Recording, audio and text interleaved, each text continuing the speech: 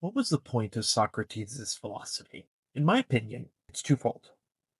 The first of which, and the more commonly discussed option, is that it is designed to unlock a feeling of eudaimonia, which is to say, a spirit of unity with the spirit of happiness.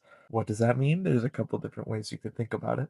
Or the second reason, the thing that Socrates uh, asks us to do is to know ourselves, to know oneself. This is a difficult task. It's a task that can take a lifetime.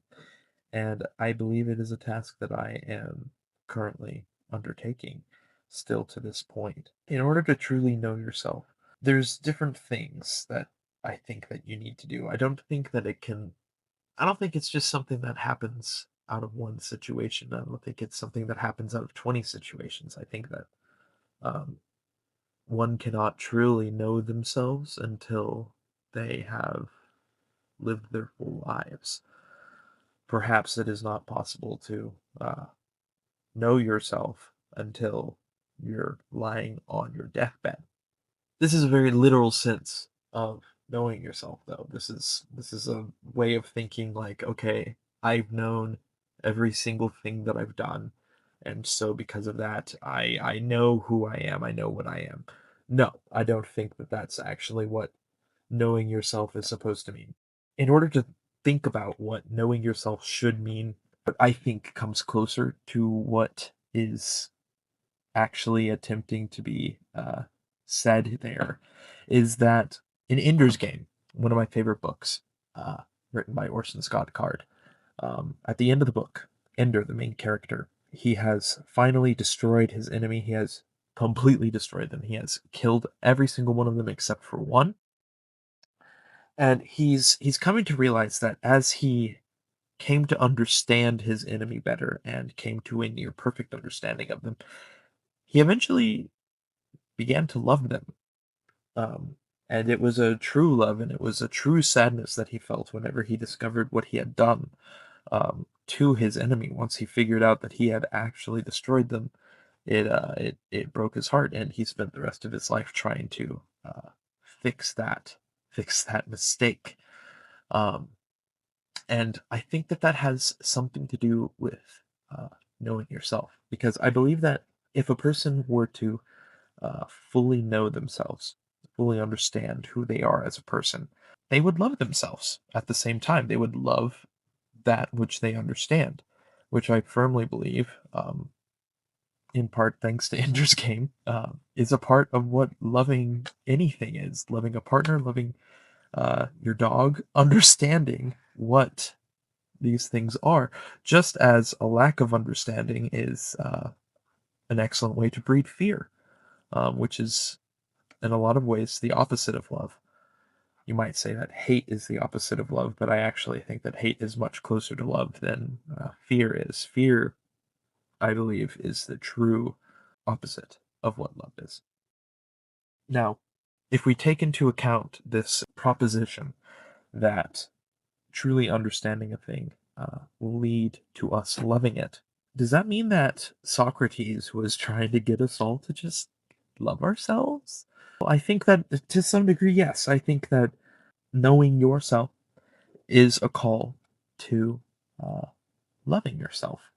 And I think that my first introduction to Socrates in general was probably when I was about 18 years old.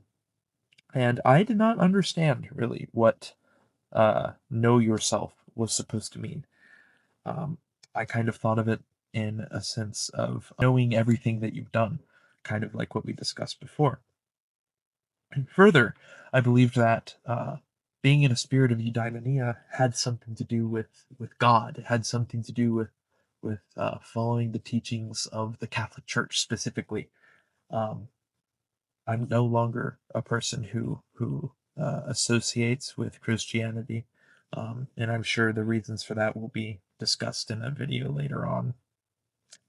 But for now, just know that it's no longer really something I agree with. But when I was younger, I definitely thought that happiness had a lot to do with doing what you were supposed to do in the eyes of Christianity in the eyes of the Catholic Church specifically and its interpretation of Holy Scripture.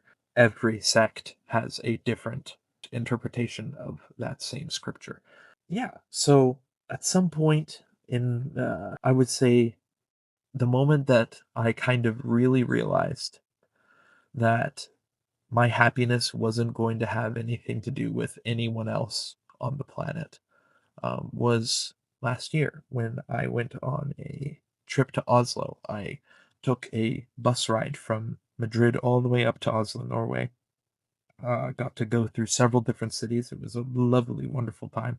I got to see Paris and Amsterdam and Hamburg and Gothenburg and Copenhagen and Oslo. It was a fantastic time.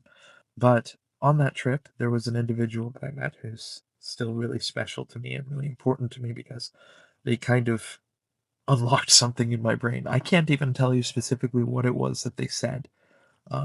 But we went on a walk and we went on a hike around an island near Oslo, about 45-minute drive called Bygdøy, and it was a beautiful, beautiful place. If you ever have the opportunity to visit Oslo, I would recommend that you take it. But it was a wonderful time, and we walked around the entire island. It took us all of 4 hours, and we were just walking and talking, and it was just a time that helped me come to realize that my happiness as a person isn't going to come from any outside source. And I mean any outside source. It's not going to come from my job. It's not going to come from my relationships or anything like that. It's true fulfillment, it seems, is something that can only be unlocked within oneself. Um, at least that's what it looks like to me. Anyway, do you guys agree with me? Do you completely disagree? Do you even understand what I'm trying to say? Uh, let me know in the comments down below. This is the Paradox coming at you from the closet floor. Um, and I'll see you guys tomorrow. Goodbye.